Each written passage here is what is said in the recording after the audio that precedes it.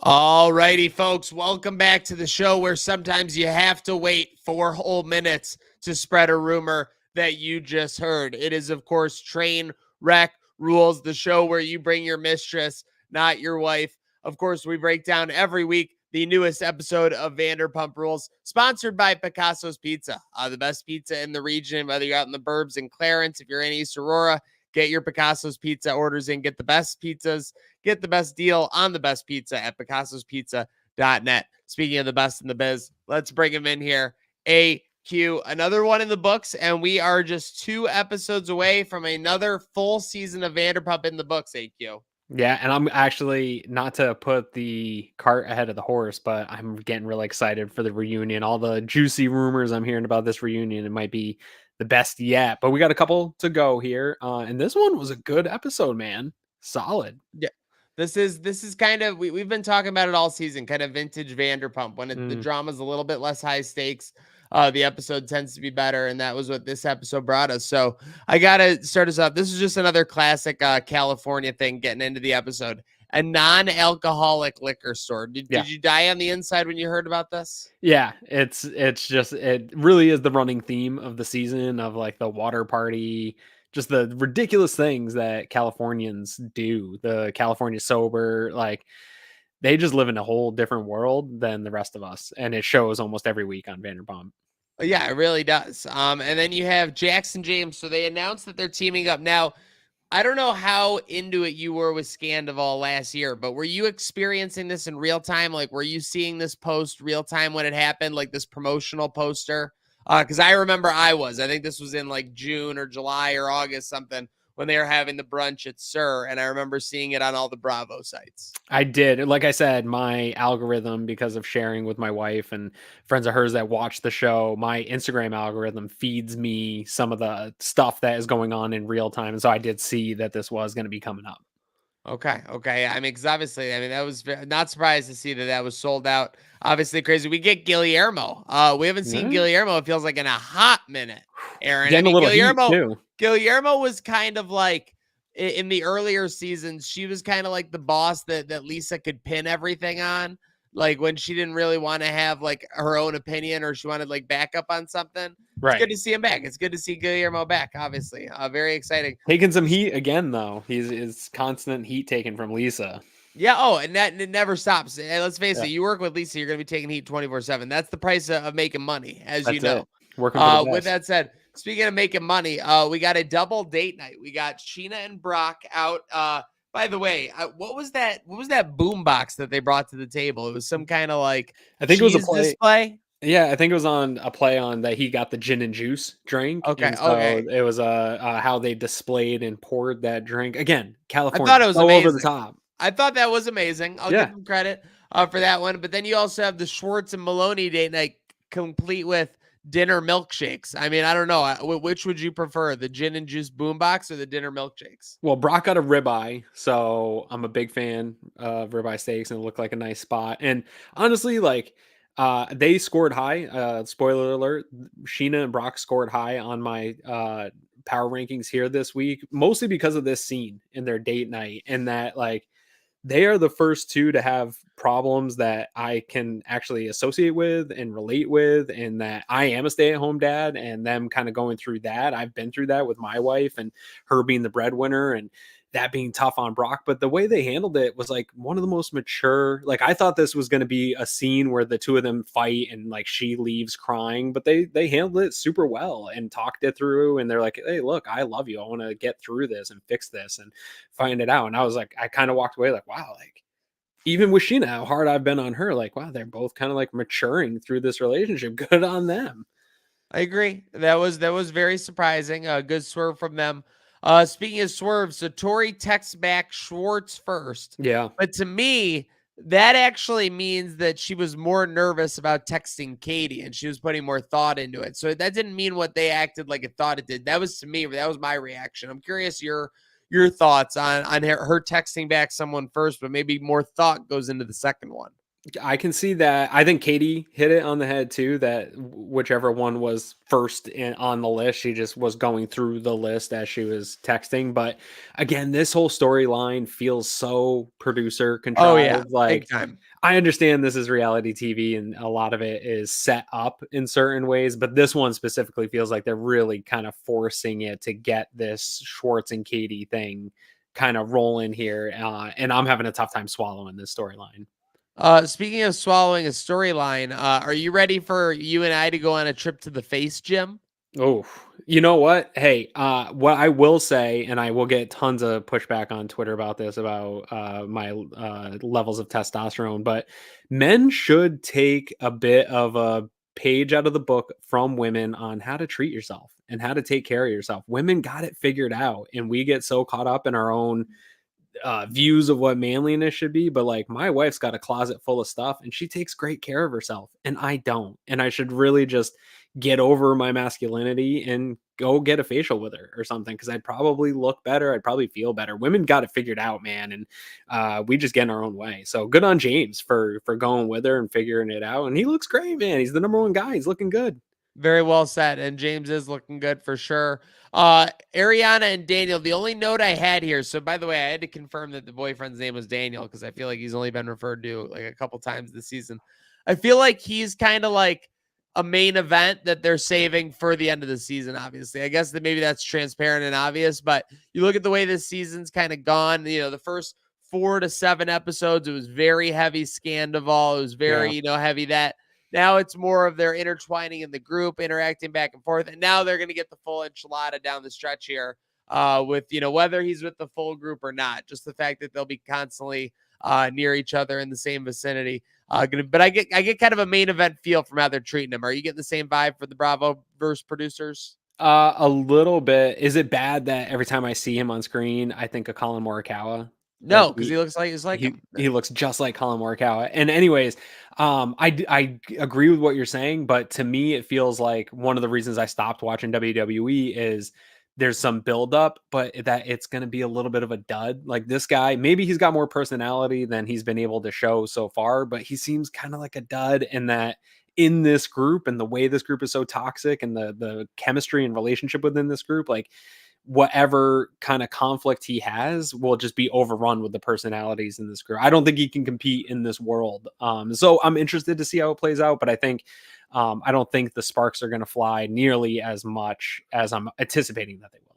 So this episode kind of main events between the brunch at Sir Pump and the party back at James's house. But the big thing I wrote down here, Lisa versus Jax face off. Lisa takes down Jax for the 1,000th time. Ooh, I lost it there. You're all good. I wrote down in my notes, Lisa takes down Jax for the 1,000th time. Commemorative statue on the way. Yeah, and it just, again, quintessential Vanderpump here. This felt back. So my sister-in-law, we went on a cruise recently, and she watches all the Bravo content. She's never watched Vanderpump. So she's starting fresh. She's going to go through the whole thing. So she's been texting us. And this brought me back to like OG Vanderpump of just Lisa telling Jack how it is. And again, in traditional Lisa fashion, like pulling no punches. He comes in, hey, can I sit down if you have to? Like, she's not interested in this at all. She tells him like it is. She calls out his comments on podcasts.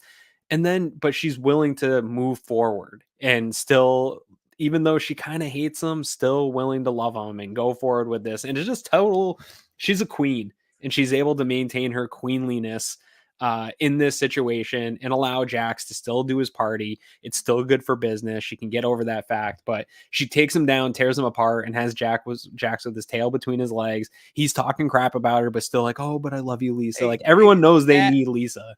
That was the biggest thing. My girlfriend pointed that out, so it was kudos to her. But he starts the conversation. He's like, "You guys ditched me. You thought you were like good enough without me." And then by the end of the conversation, he's like, "I'll always have love for you." Whereas Lisa didn't really change her tone the whole combo, so that says it all. She won. Obviously, she definitely won. Yeah. The 4 minutes earlier with the Schwartz rumor was hysterical. Oh my God, dude. And that again, was so funny. This is perfect Jax. Like, this is Jax. He was playing the hits. He was playing the hits. This is Jax, man. Sure. Yeah. Coming back strong, right back where he left off. And just, this is what Vanderpump, though, I think has been missing, where you have a scene outside behind Sir, and then a couple minutes later, somebody's spilling all the beans. And it's so funny because it was Schwartz saying, "Don't tell anyone." And then Jax is telling. It wasn't like he was just like one-on-one with Ariana. He told everyone. Telling the group. He was announcing it to the town square for sure. Yes, man. With that said, we go to James's house for the after party, and surprisingly, Brock's cheetah print or leopard print thong doesn't end up being Speedo doesn't end up being the craziest decision that gets made that night.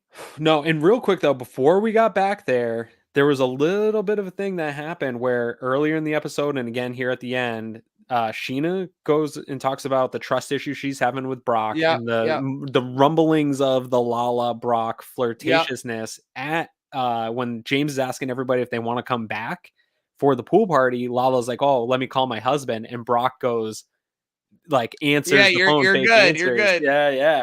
And Sheena gave him a look, and I felt like that didn't get enough. Like, I wanted it to cut to Sheena talking about that, because that is just stewing in Sheena Shea right now. And I know that she wants to just explode on that, and she did. She kind of slipped that out. Yeah, it was a delayed. It was a delayed, like, we're passive aggressive. Let's leave the party early for sure. How do you? So I'm gonna flip a question to you here. So we're getting into the pool party, right? And James has been the number one dude in all of this. I know you're a dog dad, and I've been a dog dad. How did you feel about this felt very Sheena in the crap that we've given to Sheena of him not being willing to go and find somebody to take care of Hippie and go to this wedding with Allie, who has supported him through everything. And then he like breaks down and cries about it and just not willing to listen to anyone. This felt very Sheena, and we've given her a lot of crap for that. Yeah, I think that's totally fair. The factors, if I was outlining like a Sports Center resume type thing, James being about 10 years younger than Sheena. Obviously, it is a dog versus an actual child, so no one can put the measurement there. He was talking fur baby and everything there. But the key thing, I guess I would say, if I was making, my final point before a jury, is just that, I think that there's a little PTSD from James, whether it's the dog, whether it's Raquel, whether it's that whole situation. No matter how much he loves Allie, and no matter how much he does care about Allie in this situation, which I think is very obvious, there's a little PTSD from how that entire situation got out of control so quickly. Yeah. So the idea that anything of that situation is going to be in somebody else's control is kind of causing him to have PTSD and reaction. You were really seeing vintage James there. It was with vintage. The near overreactions. It was like, you know what it was? It was like a boiling pot. There was a lid on it, and that's his new maturity. It didn't boil over, but there was a boiling up where, you could kind of feel that he was getting there. And he even said, "You guys got me upset." Like, that's kind of the new James, that he can be in that spot, actually. Yeah, and it felt old James for sure. I think you nailed that, because he's kept a lid on everything, his emotions, whatever it is, and been able to just kind of work through it. And he did a good job. He didn't like get real mad at anyone and cause a huge scene. He didn't like throw the party apart or kick everyone out. So it wasn't total vintage James, but you could see it, to your point, boiling over there for him. Yeah, for sure. And then speaking of boiling over, that's when all hell broke loose. Sheena kept giving Sandoval shit. They were giving each other shit. And then Sandoval just goes, "You've been the other woman." Now, the more I think about it, it's pretty obvious. Sandoval kind of fucked all these people over, whether it was betraying their trust, whether it was betraying the relationships he has with them, with the Rachel situation, etc. At the end of the day, it's like, yeah, if you're Sandoval, you don't want to hang with these people who are going to give you shit and shit on you and make you feel bad about something, etc. At a certain point, though, you were their friend for such a long time, or friend, quote unquote, for 6 years, 10 years, 14 years. It's kind of like friend, recompense or whatever. Like, you have to take a certain amount of time with them just shitting on you to kind of like pay that back. And I feel like he's not paying that back when he like claps back at Sheena and stuff like this. And like he's been doing AQ. Yeah, this is his whole shtick, man. Like, he has been given probably more grace than he deserves from a huge chunk of this group, whether it's been Brock at times, James definitely, Lala has given him more grace. Even Sheena has like begged him to work his way back. And every opportunity, like, they're still not through giving him some shit, and he just can't take it at all. And he claps back. And when he claps back, it's all the way. Like, Yeah. making fun of, like, he can't just give you a little bit of pushback and be like, "Hey man, you're being really hard on me." It's like goes for the jugular like an immature kid. Brock put hands on him too. Like, "Hey, Brock, dude, yeah, me and my girlfriend were both like, if Brock wanted to, he could like snap fold, he him." could fold him up like a lawn chair in like a half a second. Yeah, good on Brock for just Brock kind of. literally was trying to give him a physical come to Jesus. He's like, "Dude, we want you to acknowledge that you're like older and you're like made a mistake and you're gonna Yes. get over this." Like he had to spell it out as like plain as day without like any hints, no sugarcoating. No sugarcoating. That's been the great thing of Brock all season here is really being able to stand up in those situations. And this is the thing with Sandoval is he's bringing up stuff from people like James when James was like in his 20s, when Sheena was like 19, 20 years old. And whatever, I made mistakes in my 20s. I'm 40 now. If I was making those same mistakes, man, I would hope that my friends would give me tons of shit. Yes, You're a 40-year-old man still doing the stuff that everyone was doing in their 20s, and you are lining those things up as if they're the same. And so good on Brock. Good on Brock for not actually hitting him, because I don't know in that situation if somebody was coming at my wife and like pulled something out like that, like about being like having an affair with another like a man and stuff. Yeah, pretty tough. And I'd been drinking, and there had been drinking involved. So good on Brock for not breaking Tom there on set. But yeah, no, that situation got hot. That's probably the hottest things have gotten here so far this year. And that's why I wanted to say, as annoying as Sandoval is, classic Vanderpump. Yeah, right for there. sure. So, for sure. And he knows what he's doing. He put butts in the seats there for sure. Yeah. So speaking of butts in the seats, give me a show score. I think this one's gonna rank pretty high for you. Yeah, I'm going 7.9 on this one, and I think that's my highest. That might be. I don't remember what I've It's done either your highest or your second highest. right I'm going to be there. right around the same area. I'm going 7.7. Yeah, this is Vanderpump. This is like, just a great episode. This is the kind of episode when you're binging, you're like, I want to watch another episode right away because it just leaves you wanting more for sure. Poo-poo head of the night. This one's easy. It's the guy who can't get a hint. It's the guy who, no matter how many times people are begging him to kind of get in touch with reality, he decides he wants to float off into the stratosphere. It's Tom Sandoval. You've been the other woman. He's an idiot. He's an idiot. Even we didn't even touch on it. James again, kind of slightly. Yes, put him on he gave him blast. another moment earlier in the episode. Again, begging him to get into the present. That's the key thing, is that if he just let go of the past and decided from this moment, I'm going to recompense. I'm going to like be a good guy. I'm going to do nothing but be an actual good person. But he kind of thinks like he's entering like a game where everyone has like credit scores and stuff like that. And his credit score is just really down. But everyone else has a down credit score too, because of what happened like 14 months ago or 6 years ago or stuff like that. And just nobody's playing it that way. Yeah, no. And everybody's trying to warn him. He's just not getting it. So yeah, I hate to, it's such an easy cop out. It's like when we do the post game show, it's like, who's the player of the game? Well, Josh Allen, if they won, right? Like it's poo-poo head of the night just keeps coming up Sandoval. Yeah. Hey, listen, when you got a name for you, you got a name for you. But our Vanderpump Power Rankings here on Trainwreck Rules brought to you by Picasso's Pizza. Go to picassospizza.net for the best deals on the best pizza in Western New York. For the Vanderpump Power Rankings, we rank the best performances in each episode, 1 through 5. Fifth place gets 1 point. Fourth place gets 2 points. Third place gets 3 points. Second place gets 4 points. First place gets 5 points. At the end of the season, we will have a Vanderpump season champion. I will kick you off here. So first off, honorable mention to Lala. She had a really good episode, and truthfully, I just think a lot of people had a really good episode. This was like a very offensive game. This was like a 48-31, NFL game, like you said, to steal your terminology. So, I think Lala had like, 6 catches, 70 yards, and a touchdown, but there were just some other bigger performances. So the first bigger performance, we have the couple at the bottom. I got Katie at 5 and Schwartz at 4. Great to see them back together. Great to see them on the same terms. And they were both easygoing and just like very go with the flow this episode. And I felt like they played into making the episode great, part of what they did. So I love that. 3, not surprising based on what we talk about. I had Brock. Brock was, kind of laying the law in this episode. Obviously, like I said, the swimwear was a questionable choice, but so was the yelling. Though. Yeah. Again, so is the yelling, but at the end of the day, you have to acknowledge that this is reality TV where all these people are getting plugged with alcohol and, basically like living it up. That is a factor. 2, we got Lisa, a great performance at the restaurant. Great performance overall, takes Jax down a notch effortlessly. And then 1, he's hosting the party. He's hosting the party at Sir. He's hosting the party at his house. James Kennedy, number 1 on the episode. AQ, what do you got?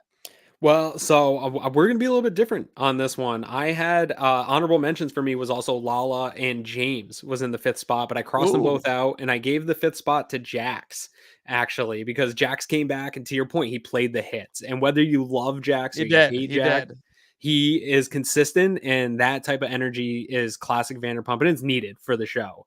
Number 4 and number 3 are people that I've given a lot of grief to throughout this season. I get Ariana comes in at 4. I thought she had a solid episode. She's playing it cool. She's done with the house. She's trying to get out. She just wants to do her thing with her new boyfriend. She doesn't want any part of this anymore. She's not trying to create anything. She's just trying to be a good friend to her friends and live her life. So good for her. I'm over the, hey, Ariana's the part of this problem. Number 3 is Sheena. Again, Sheena had some Sheena moments and she's still struggling to not be with her kid at all times. And as a parent, I can somewhat get that, but she's a little crazy. But she had some very mature moments in her conversations with Brock. And I thought that was awesome. As somebody that is in a relationship and with kids, like it can be hard at times. So good for her. Number 2, Brock. I think Brock he's not the number 1 guy in the group, but he is making a push to be the number 2 guy in this group. He's having a great season. So he got there. And then number 1 is Lisa. Anytime we talk about it all the time, anytime Lisa's in, she's going to be high scored. But when she puts Jax in his place in that classic way, it's hard to not crown the queen. Seriously, sometimes you just got to respect the queen, and we respect you. Tuning along with us. Make sure you're following SoundCloud, Spotify, Apple Podcasts. Thank you, AQ, for joining me again. We got 2 episodes left, brother. Yeah, man. I love it. Are we going to do a reunion after we get the reunion? We may have to do a reunion. Who would be our Andy Cohen? Oh my God, that's a great question. Andy's the dude. First of all, the GOAT. He is the GOAT. He does not get enough love, especially in the reunion episodes. Do you hear there might be trouble in paradise between Bravo and Andy? No. Oh, that's spicy. I didn't hear that. Very, very spicy meatball. Very spicy meatball. Man.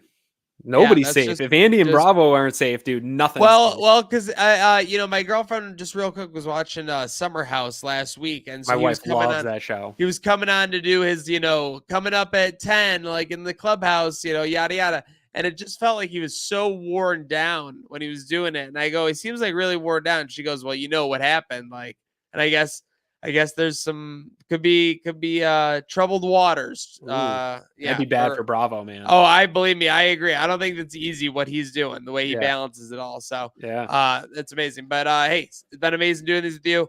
Make sure you're tuning along. We got 2 episodes left. This is the show where you don't bring your wife, you bring your mistress. It is Train Wreck Rules.